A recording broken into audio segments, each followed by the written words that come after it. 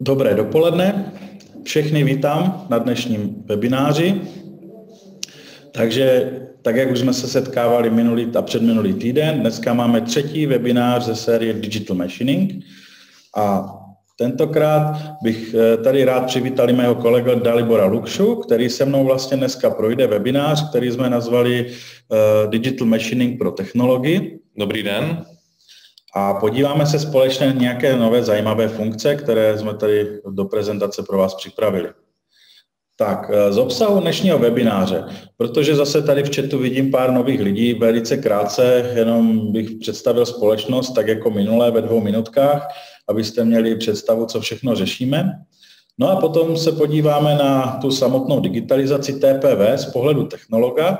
Předvedeme si to na nějakém praktickém příkladku, udělali jsme tady z toho videa, ať to máme takové ucelené a vleze se nám to do časového úseku. Potom bychom vlastně si ukázali, co udělá ten programátor, zase takovým zrychleným způsobem, aby vlastně to dalo nějakou představu o tom vlastně, co všechno musí udělat, a abyste vlastně viděli, že to, co dělá ten programátor v rámci tady toho digital twinu, není nic jiného, než co dělá standardně bez toho. No a potom se podíváme vlastně, co to všechno přinese, když se to dá dokupy, a rádi vás pozveme na další webinář. Takže jenom ze začátku pro představení. Moje jméno je Jakub Černý a na aktuální pozici tady pracuji přes 8 let a s CNC obráběním mám poměrně dlouholeté zkušenosti a podporuji tady naše zákazníky v oblasti obrábění a právě řešení tady těchto věcí. Takže pokud byste měli jakýkoliv problém, určitě se neváhejte obrátit, rád vám pomůžu. Co se týče představení mé, tak já mám na starosti Team Center naší společnosti, zabývám se jak implementacemi pro konstrukční kanceláře, tak pro manufacturing neboli výrobu, scheduler management pro řízení procesů a například také pro řízení požadavků. Máme praxe v oblasti zlepšování výrobních procesů 7 let a vlastně každé nové zkušenosti a podněty od zákazníků vlastně budujeme v našich dalších implementacích. Tak, teď jenom abyste věděli vlastně, jaké firmy k vám přicházíme dneska, tak naše firma se jmenuje Axiomtech a jsme v podstatě dodavatel špičkových CAD/CAM, PLM, softwarových technologií, provádíme konzultační a konstrukční služby pro v podstatě vývoj a výrobu různých produktů. Na trhu jsme od roku 1993, aktuálně jsme někde kolem 70 zaměstnanců a zajímavé je to, že vlastně těch 80% jsou opravdu špičkoví technici. Jinak máme pobočky ve Zlíně a ve Žďáru nad Sázavou, jsou takové hlavní, a pak máme dceřinou společnost HSI v Plzni, která tam má kancelář a můžeme taky udělat nějaké zaškolení třeba v jejich prostorech. Tak, co se týká vlastně naší hlavní činnosti, tak v podstatě naším core businessem je to, že jsme vlastně Gold Smart Express partner společnosti Siemens Digital Industries Software a vlastně prodáváme jejich produkty v této oblasti. Dalším takovým zajímavým partnerstvím, které vlastně právě trošku taky spadá tady do té filozofie digitalizace a simulace v obrábění a v nástrojárnách, tak je společnost CGTech, která vyvíjí špičkový simulační a optimalizační software pro obrábění Vericat. Tak, celý náš vlastně biznis stojí na 3 takových základních pilířích. Já to velmi rychle projedu, jenom ať se nezdržím a neukrajím si drahocenný čas z webináře. Jako první pilíř je v podstatě prodej a podpora toho software, který jsem zmínil, takže jsou to produkty, které Siemens dodává, takže pokud bychom se bavili o řízení výroby, tak se bavíme o produktu Team Center, po případě do něho modulu pro naceňování, Product Cost Management, potom tam máme samozřejmě velmi silné zastoupení produktu pro konstrukci a vývoj výrobku, kdy můžeme nabídnout vlastně buď to špičkové řešení NX-CAD, po případě takový ten jakoby mid-range Solid Edge, no a doplnit to můžeme o vlastně simulační softwary, buď to z rodiny SimCenter nebo FEMAP. Co se týká technologie, tak tam samozřejmě můžeme vás podpořit softwary jako je třeba NXChem, po případě Software Technomatics, což je vlastně taková digitální továrna a vlastně vy v tom jste schopni nasimulovat a vyřešit celou vaši výrobu. Dá se to doplnit do dalších produkty typu Mechatronics Concept Designer, po případě zase, jak už jsem zmínil, ten systém Vericat. Co se týká potom dalších možností, tak vždycky se to točí od nějakého modulu Siemensu. Je to tak, že v podstatě, pokud vás cokoliv napadne, tak si myslím, že Siemens na to má nějaký specializovaný špičkový software a je to jenom o tom se s vámi na chvíli sednout, projít si vaše vlastně výroby a vymyslet, co by se vám mohlo hodit. Tak, co se týká vlastně těch inženýrských služeb, tak v podstatě máme jednu z největších nezávislých konstrukčních a vývojových kanceláří v České republice.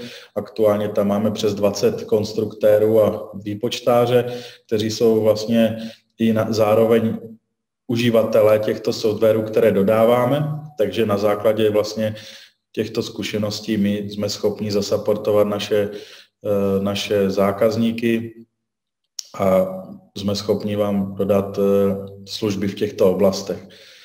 Dále ještě se řešíme například konzultace různých řešení, technické audity, všechno, co vlastně používáme, tak dokážeme plně vyškolit, to znamená, máme asi 4 školící místnosti, máme máme certifikované školitele na metodiku Daimler, no a v podstatě dále ještě děláme implementace PLM softwaru u vás ve firmách. Co se týká různých dalších činností, tak jsme schopni vám třeba naprogramovat nějaké speciální věci v rámci CAMu, to znamená předat vám NC kód, dokážeme simulovat výrobní procesy, dokážeme vám udělat lean analýzu na nějaké pracoviště. Máme i kluky, kteří dokážou naprogramovat roboty do nějaké linky, takže je to v podstatě zase postaveno na tom, co prodáváme a všechno tady to umíme používat na úrovni přesahující to, že vám dokážeme udělat nějakou plnou implementaci a po případě služby. Tak, já už bych teď předal slovo Daliborovi, protože teď už se dostáváme k té prezentaci, po případě webináři na téma vlastně digital machining pro technologii. Tak děkuji za předání slova. Já vás ještě jednou všechny zdravím. Velmi krátce o digitalizaci. V podstatě v dnešní době se setkáváme se stále většími požadavky na customizaci výrobků, jejich kvalitu a také rychlost dodání. Jako reakce na tuto skutečnost jsou nyní výrobní společnosti nuceny hledat určité cesty, pomocí kterých zlepší svoji organizaci práci, zefektivní procesy a zproduktivní celý proces tak, aby v podstatě ten zákazník dostal produkt, výrobek v co nejkratším možném čase. Ve spojení s tímto trendem se proto často společnosti snaží najít cesty, jako například digitalizace, digitální dvojče, digitální vlákno. To jsou pojmy, které definují vlastně tu cestu, kterou je možné nastoupit v rámci té digitalizace. V naší dnešní prezentaci vám přiblížíme, jakým způsobem může být digitalizace přínosná, na konkrétním případu například výroby dílů a podobně. Naše pozornost bude zaměřena na komunikaci mezi pracovníky a využití standardizovaných postupů či procesů, pomocí kterých se zefektivní činnosti, a to v rámci technologické přípravy výroby. Při technické přípravě cílíme na předávání informací. V našem případě se bude jednat v rámci připravené ukázky o sdílení dat mezi technologem a programátorem. Dále se také soustředíme na to, abychom jednou vytvořené data mohli co nejopakovatelněji použít a zefektivnit tak například administrativní práci při tvorbě postupů a podobně. Mezi nejčastější otázky a oblasti, se kterými se setkáváme u zákazníků, je hledání a zjišťování, například kde jsou data uložena a případně které mám použít. A taky pokud je naleznu, můžu se spolehnout, že jsou tato data správná, že jsou kvalitní. Dále se také setkáváme s neprovázaným systémem spolupráce, který často vede k duplicitám a ke zdvojování práce. No a v neposlední řadě také máme k dispozici všechny zdroje. Moc daný máme připravené všechny zdroje, které jsou spojené s danou výrobou. Zde máme slide ohledně informačního toku. My se vlastně tím systémovým přístupem v této oblasti snažíme pomáhat společnostem, aby odbourali vlastně ty informační bariéry a procesy, které jsou velmi hluboko mnohdy zakořeněny v činnostech lidí a v vnitropodnikové infrastruktuře. V souvislosti s technickou přípravou výroby potom hovoříme například o eliminaci nežádoucích časových prodlev, natahováním času vedení do výroby a s tím spojeným i dodání výrobku zákazníkovi. Táhnout za jeden pro vás, mít společný cíl, to jsou hesla, které platí stejně tak ve firemním prostředí, tak jako například v kolektivním sportu a na to se zaměřujeme. Jako příklad můžeme uvést problémy spojené se strojním procesem propagace, změn výrobku do výroby, které v konečné fázi můžou také ovlivňovat kontrolu kvality na dílně a to vše je vlastně zapříčiněno nedostatečnými podklady výrobku.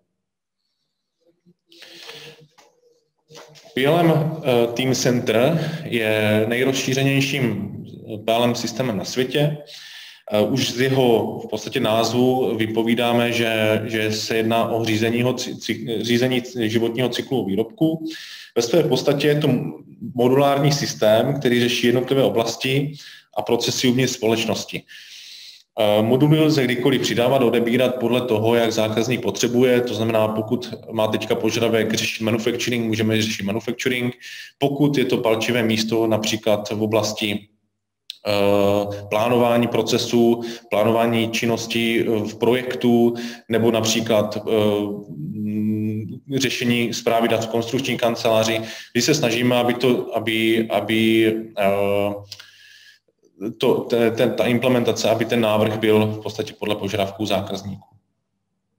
Z těchto a dalších důvodů hovoříme o Teamcentru jako o takzvané digitální páteři celé společnosti.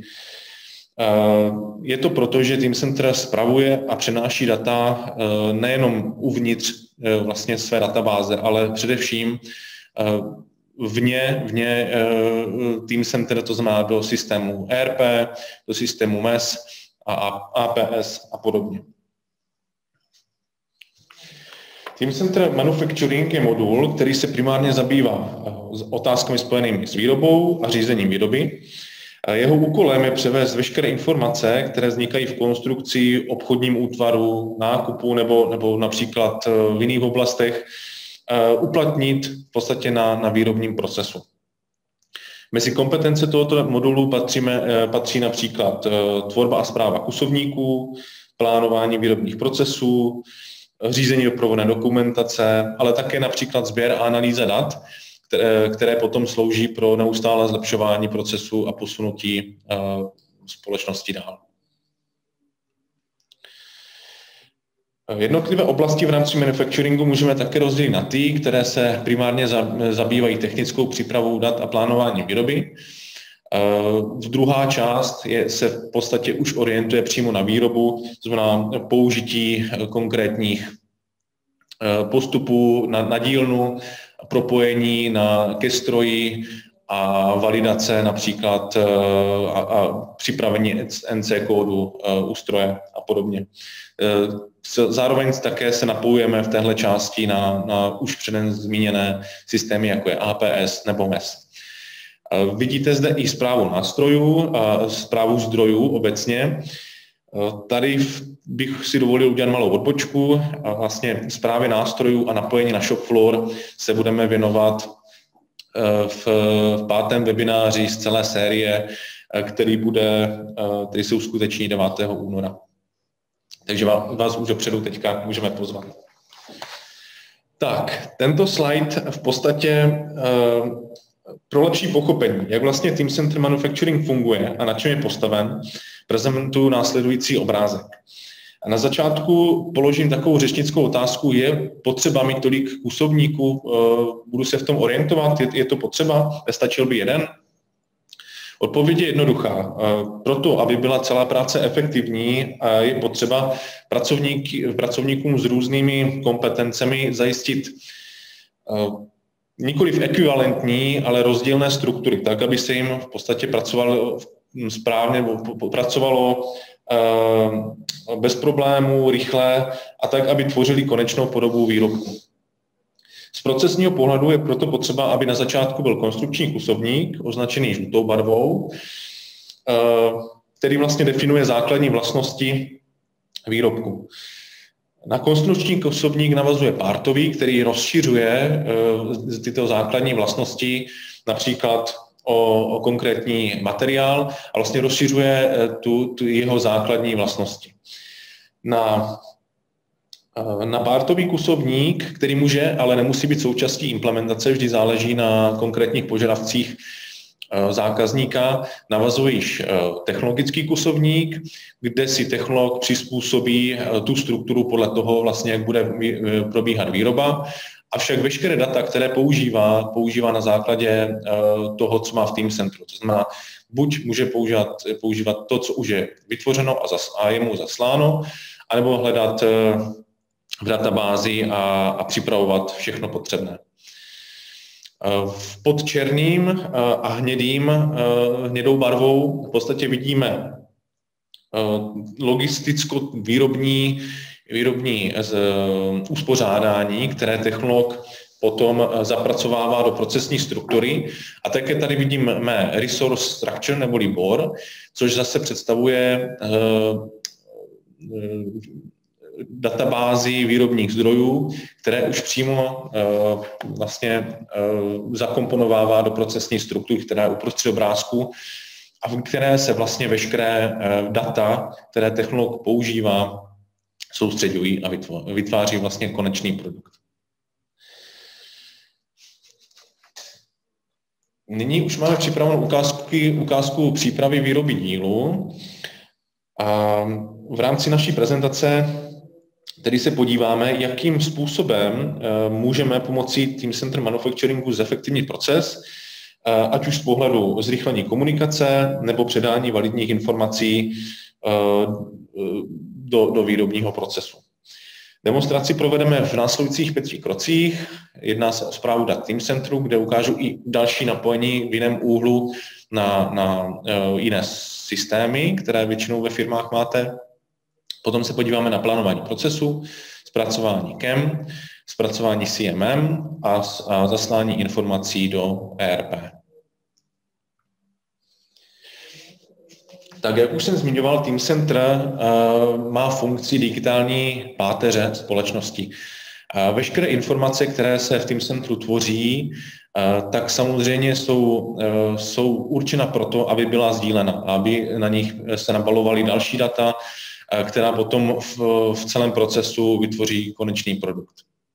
Takže když to vezmeme od začátku, tak správa konstrukčních dat, potom tam může probíhat nějaká konverze a synchronizace technických dat. Vidíme tady napojení na ERP, které se můžou posílat a tak to jde vlastně dál přes tvorbu kusovníků, tvorbu procesního plánu, kde dochází k přiřazení výrobních zdrojů a správě klasifikací, až po konečnou validaci procesního plánu, tvorbu pracovních návodů, manuálu a schválení procesu.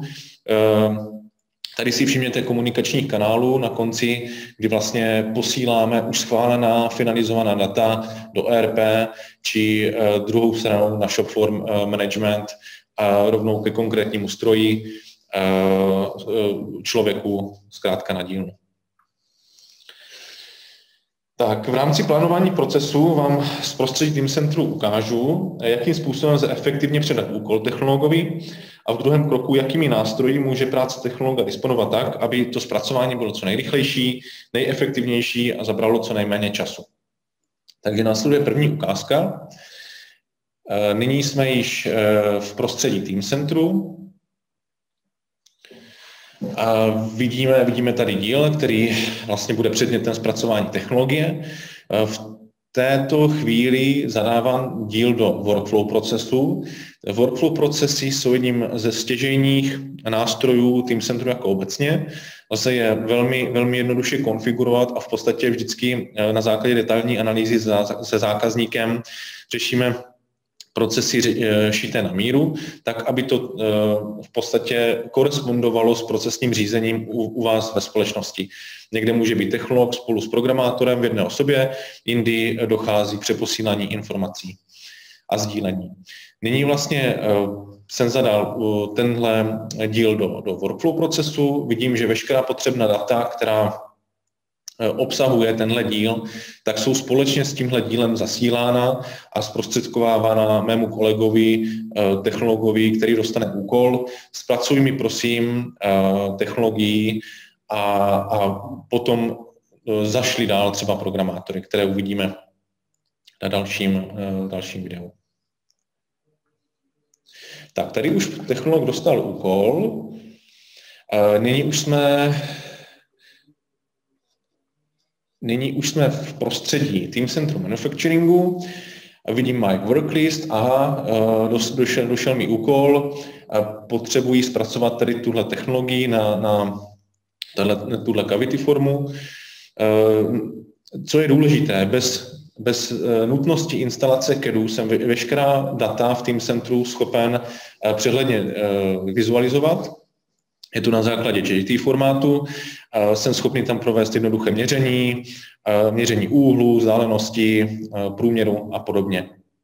Teďka vlastně jako technolog připravuji nebo využívám šablonu, kterou jsem si předpřipravil. Těch šablon můžete mít v podstatě kolik chcete, vždycky si je můžete dát takhle pěkně do oblíbených a používat ji při té vlastní práci. A jak jsem zmínil, můžete jich mít, kolik budete potřebovat a vždy si konkrétně vybrat na danou práci stávající šablonu. Zde je důležité to, že vlastně v rámci té šablony už můžu mít nadefinované stroje, můžu mít nadefinované hlavně teda technologický postup, zdroje, například přípravky a podobně. A to všechno se vlastně tady mísí dohromady v tomhle prostředí, jak jsem ukazoval na předchozím snímku, ty kusovníky. Technolog, to okno manufacturingu se dá krásně přizpůsobit tak, aby ta práce pro technologa byla co nejpříjemnější, aby v podstatě technologický postup tvořil jenom tak, že přetahuje z jednoho kusovníku do druhého a vlastně budoval tady ten technologický postup. Cílem je, aby měl veškeré informace, které potřebuje, ať už o strojích, o výrobních postupech, o přípravcích, zkrátka o všem, aby měl pod rukou a aby se mu pracovalo v pohodě. A hlavně efektivně rychle. Tak, nyní se dostáváme, nyní došlo k tomu, že technolog zasílá tenhle úkol na programátora. Programátor to otevře v rámci Active Workspace v NXku a tím vlastně předávám kolegovi Kubovi slovo, který ukáže dále. My jsme tady vlastně nasimulovali takovou situaci, že zase ten technolog tam ještě třeba přiřadí nějaké zdroje, že řekne, tento dílec se bude první upnutí obrábět na tomto stroji a použijí k tomu třeba tohle vybavení typu upínač a podobně. Takže vlastně já už jako programátor nejdu do Teamcentru jako takového, do toho rich klienta. Já už v podstatě jsem přímo v rámci vlastně mého NX využívám takzvaný Active Workspace, který vlastně jakoby na Teamcentru je napojený a vlastně jako Active Workspace mi teďka přistála nějaký, řekněme, pošta, která mi říká právě zprávu od toho technologa, naprogramuj mi tenhle díl, je to operace tolik a tolik a jmenuje se ustavení 1. Jo? Takže já vlastně tady můžu mít potom hromadu různých atributů, tak jak prostě potřebuje ta společnost daná, co tam všechno si chcete předávat ještě za další informace a vlastně nechám si otevřít tu danou operaci, co mi nachystal ten technolog přímo takto pěkně do NX. Tím, že ten technolog tam přiřadil zdroje, to teda na tom videu nebylo ukázáno, tam To je jenom, že se vybere pro tu danou operaci přímo v té šabloně, že tam bude ten a ten stroj a tak dále, takže to už jsme tam nenatáčeli, ale vidíte, že já tam vlastně mám svěrák, mám tam nahozený ten stroj a já si to buď aplikačně, tak jak jsme si ukazovali minule, nebo klidně i ručně, když nemám tu aplikaci, takhle se skládám a vlastně připravím pro tu výrobu. Jo, kdy v podstatě já to takto teďka vlastně standardně programuji, tak, jak jsem zvyklý. O to programování teď nejde, to je spíš jakoby ukázka, aby jsme to naplnili nějakými daty a ukázali jsme, co se tam bude dále dít. Takže jsme vybrali v podstatě jenom takovou jednoduchou záležitost, ale vypovídající to bude dostatečně, takže ten programátor udělá tu svou práci, naprogramuje dílec, řekně třeba, může říct třeba, co všechno je nějaká ochrana geometrie, může říct prostě všechny informace, které jsou k tomu potřeba. A dále například programuje pomocí feature-based machiningu, kdy vlastně všechny otvory teďka nechá obrobit pomocí vlastně toho zdigitalizovaného postupu, jak jsem o tom mluvil minule, kdy vlastně máme uložený procesy jak pro výrobu různých děr a teďka vlastně už se připojuju se přímo na tu databázi nástrojů a zdrojů v rámci Teamcentru. Rozpoznal jsem nějaké otvory, ty otvory nechám vlastně obrobit a v podstatě velice efektivně mi to přímo do té vlastně mojí sestavy, co mi tam připravil ten technolog, tak mi to krásně natahá veškeré data. Jo? Takže tady vidíte, že třeba protože mám nadefinovaný 3osí stroj, tak ono to automaticky poznalo, že nemůžu obrobit díry z boku, protože vlastně to mi zadefinoval už i ten technolog, jo? Tak zase mi to třeba v něčem pomohlo, že jsem nad tím nemusel nějak extra přemýšlet. Tak už jenom vypočítám dráhy. Já schválně tady tohle ukazuju, protože vlastně nám bude potom zajímavé, co se mi všechno objeví v tom Teamcentru v rámci toho technologického postupu, jak já vlastně pomůžu tomu technologovi. Jo, takže schválně tady dělám takovou věc, kde jsem vytáhl 8 nástrojů. Tady vidíte, už mi vznikly nějaké dráhy, vznikla mi tam prostě technologie, jo, navrtání, vrtání, prostě kompletně, co jsem potřeboval.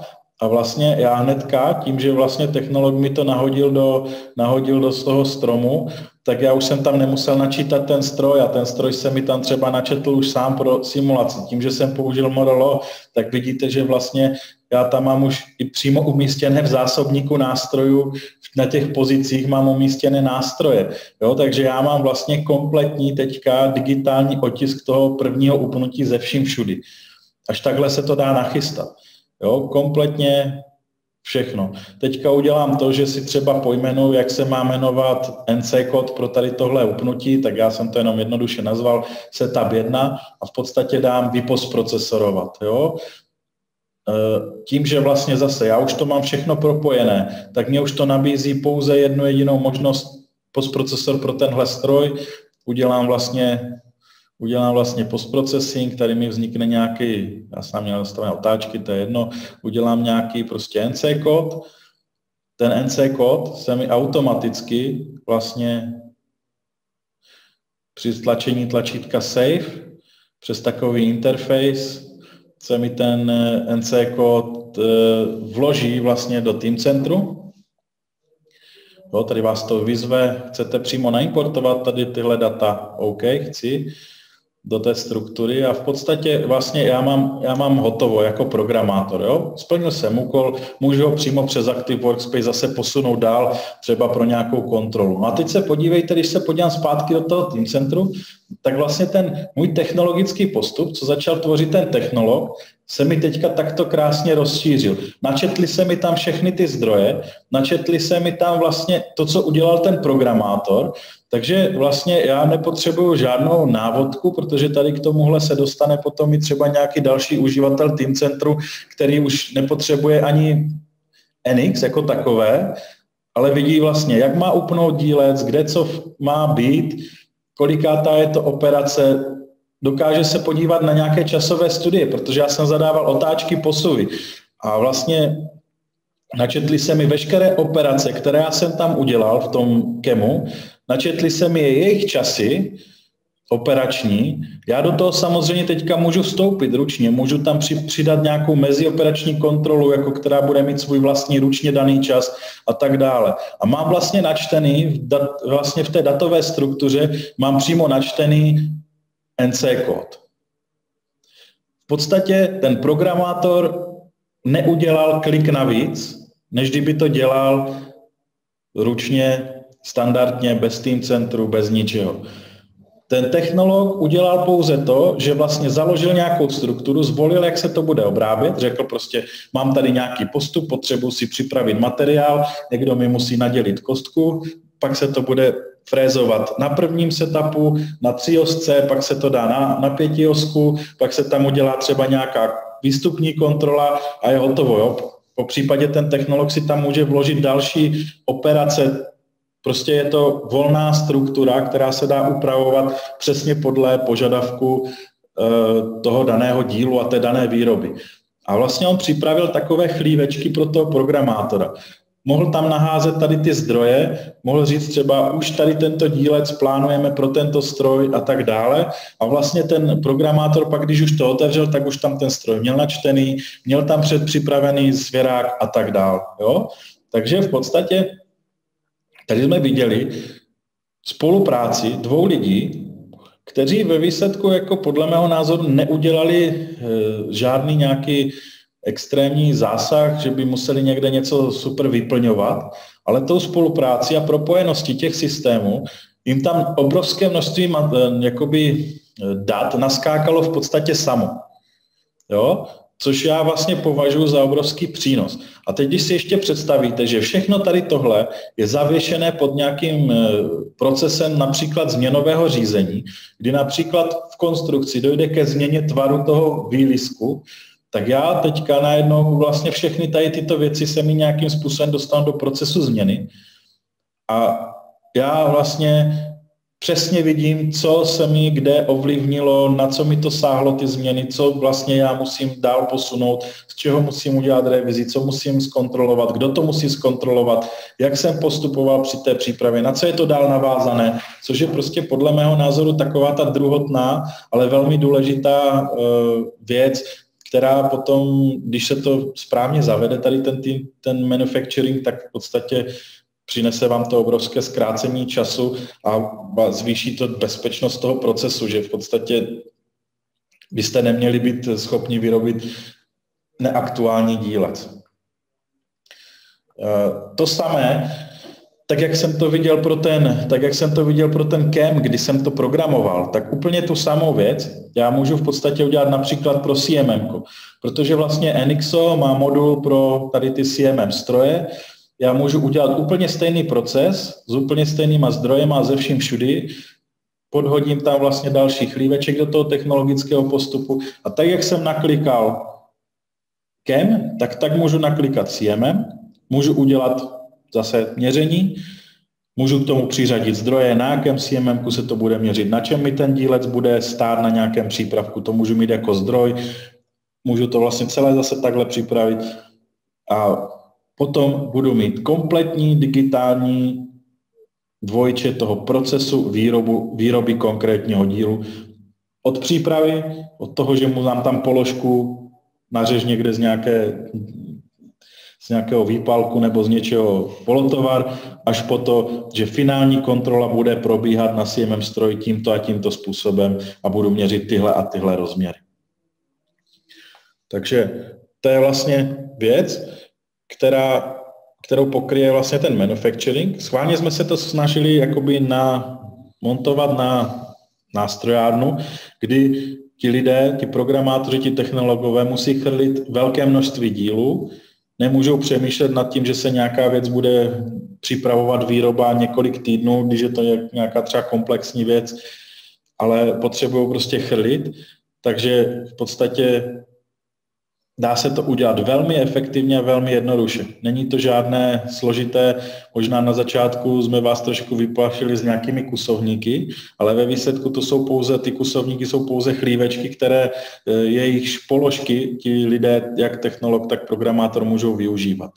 No a samozřejmě to by nebylo úplně všechno, ale my veškeré ty data, které vzniknou, vlastně vznikne nám krásný technologický postup se všema procesníma věcma, můžeme potom dál napojovat třeba na ERPčko nebo na MES. Můžeme si to nějak vyměnit pomocí nějakých exportních nástrojů a vy vlastně potom už nemusíte v tom vašem ERP nebo v tom MESu všechno zadávat zase znova ručně, protože tohle se hodně často děje, že tam není, že vlastně ten pracovník udělá programování, viděl jsem to na vlastní oči v několika firmách a pak jde do nějakého dalšího systému, například Helios, a začne vyplňovat, jaké nástroje v KEMu použil a kolik přibližně bude trvat to obrábění a většinou to sklouzne k tomu, že to vyplní nějakým způsobem, takže to bude potom technologický postup bude tak, že obrobit dle CNC a hotovo, to je celá položka,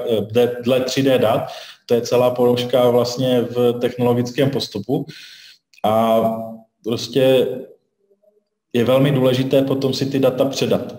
A vlastně tady tohle my potom dokážeme, protože máme kompletní digital thread vlastně a digital twin toho našeho procesu, jak vyrobit danou součástku. Takže to potom můžeme přenést tyhle data automatizovaně pomocí nějakých atributů, 3D dat a tak dál do ERP a MES systému, kde už potom můžete řešit další věci, kolik čeho nakoupit, kde to budete skladovat, jak se to účetně bude řešit, jak se to bude vlastně spouštět v té výrobě, jestli se to bude plánovat nějakým externím plánovacím systémem, kdo to přijme, kdo to vydá a prostě všechny tady tyto věci potom už, které nejsou exaktně napojené na ty hard data z toho 3D systému. Samozřejmě to, co jsme teď ukázali, na to existuje více přístupů. My vlastně, co se týká Teamcentru a všech tady těchto záležitostí, vždycky se řeší v dané firmě nějaká velká analýza toho, jak se to u nich dělá, jak by se to mohlo dělat, kde jsou nějaké slabší místa a tak dále. A vlastně může se klidně postupovat i nějakým alternativním postupem. Takže například ve firmách, které jsou menší, nemají prostě třeba technologa nebo technologie zároveň programátor, tak můžeme klidně postupovat i opačně. Programátor může vytvořit své datasety, tak jak je tvoří teď, jenom je ukládá do Teamcentru a než vlastně skončí práci, že odevzdá součástku, tak pak si vysune takovou šablonu a vlastně ty jednotlivé datasety těch operací, těch upnutí, nebo jak bych to nazval, které vytvoří, tak ručně nebo po případě nějakým importem naskládá do toho technologického postupu. A vlastně má to samé, nemusí to před ním vytvořit technolog, takže jde to vlastně i nějak kombinovat, tady tenhle postup. Dá se s tím velmi dobře pracovat a vymýšlet různé prostě cesty, jak dosáhnout toho, aby to u vás začalo fungovat efektivně, protože samozřejmě každý systém je dobrý tak, jak si ho uděláme a jak ho používáme a vždycky je dobré, když můžeme zvolit nějakou alternativní cestu, po případě to na začátku nastavit tak, aby to nebylo pro ty lidi svazující, ale aby pochopili, že jim to nějak pomáhá.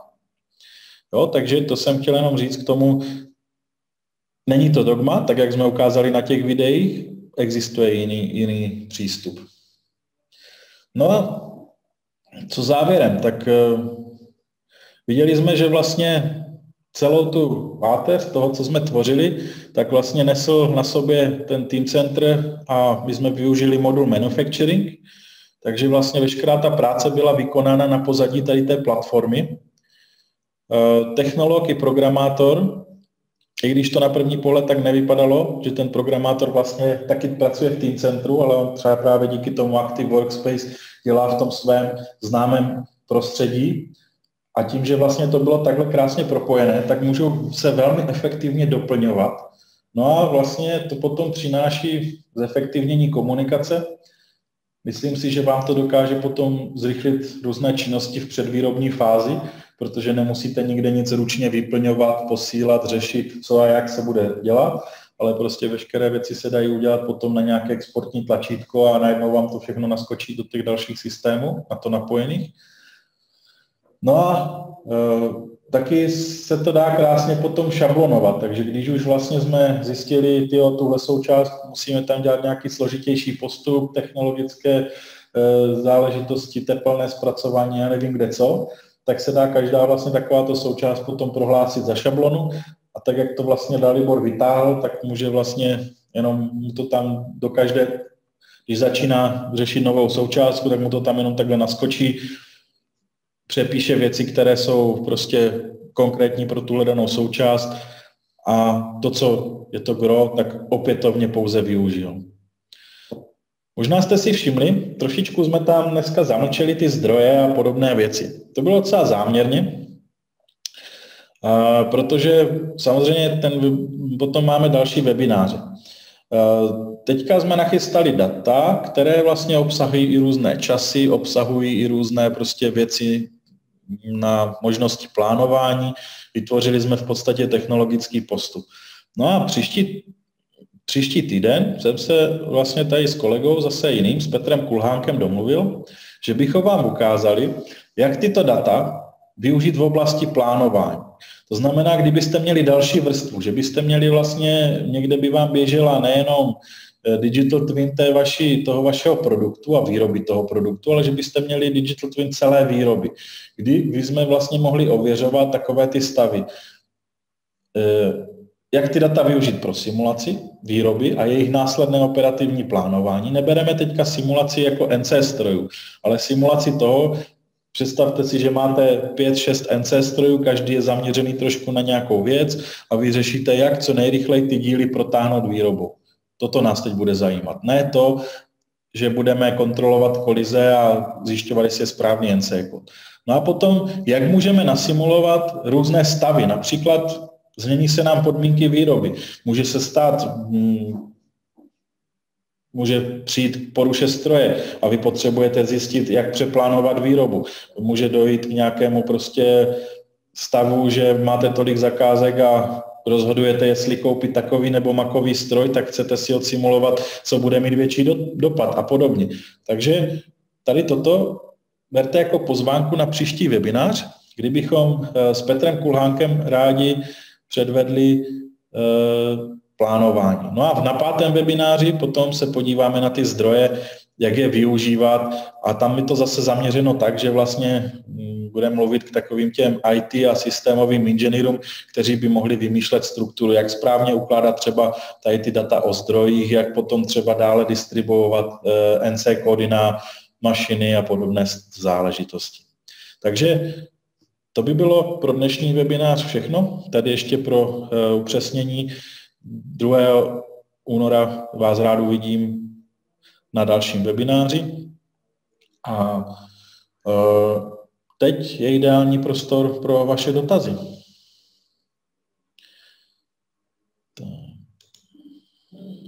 Takže pokud máte jakýkoliv dotaz, prosím použijte chat, rádi zodpovíme. Samozřejmě pokud někdo nestihl celý webinář nebo cokoliv, zase tak jako minule klasicky pošleme záznamy, když vás napadne něco v průběhu, vůbec neváhejte, napište buď mě nebo Daliborovi mail a rádi se potom s váma třeba probereme i osobně. Takže pojďme na to dotazy. Dobrá, pokud nejsou žádné dotazy, asi jsme byli dostatečně vyčerpávající. Určitě děkujeme moc krát za váš čas, že jste si udělali prostor na tady tuto naši prezentaci, na webinář. No a díky a uvidíme se příští týden ve stejném čase zase u tohoto zajímavého tématu. Mějte se. Naschledanou. Naschledanou.